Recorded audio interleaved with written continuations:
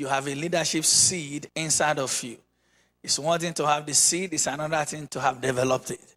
And you're being here this 3 nights is for you to develop the seed of greatness and leadership that is inside of you so that you can experience the blessing of God. One thing I've realized, preparation is very vital to us embracing the plan of God.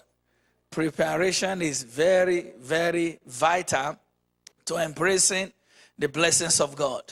And it takes a life of excellence to represent an excellent God. It takes the mentality of excellence to be able to represent an excellent God. It takes a disposition of excellence to represent an excellent God. Now, you know that everything you have comes from God. The life you have comes from God. The job you have comes from God. Now, you can be a steward of so many areas, but I'm just going to zero in one area. You can be a steward of your time, a steward of your family, a steward over your talent or your gift. But today we are going to specifically talk about being stewards in financial areas. Now, how many of you realize that everything you and I have comes from God? Is that right? You know what the Bible says? James 1:17 says, every good and perfect gift comes from where? From God. There is absolutely nothing you have today that did not come from God. Stewardship says everything I have does not belong to me. It belongs to who? God. Come on and say God. Yeah, everything we have, the life we have, the breath we have, our wives, our children, our family, everything we currently possess comes from God, and he entrusts it into our hands. As a matter of fact, Psalms 24 verse 1 says, the earth is the Lord's and the everything. You know, when you were born, you didn't bring anything with you. You didn't bring nothing here. Everything you are utilizing today, you found them here. You met them here. And when you leave, guess what?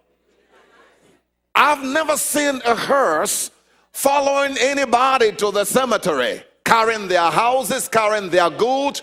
There is nothing like that. You came here naked and you are living here naked.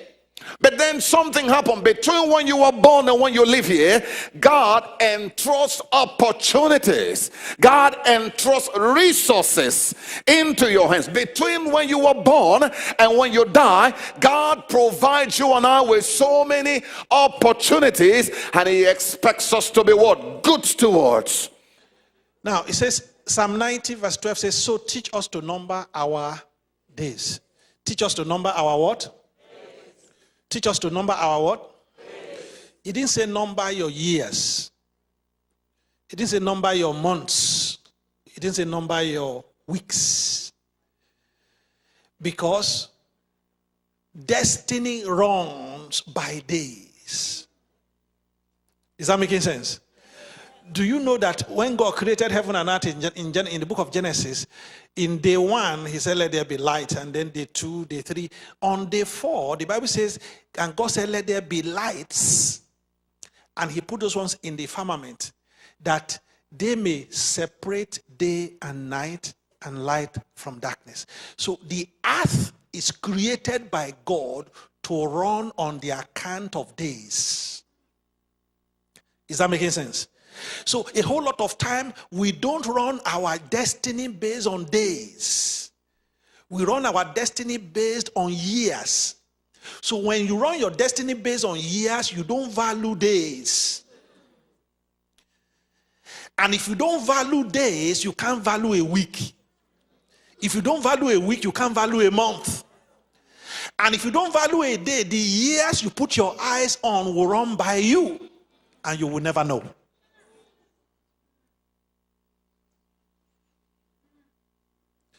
If this pillar is the day you were born, and that pillar is the day you will die, each day you wake up and you see the sun, you have rolled forward one day. Is that making sense? Yes. So the Bible says, teach us to number our days, that we may what? Apply our heart unto. So if you don't number your days, what are you applying your heart to? You are the one who said so.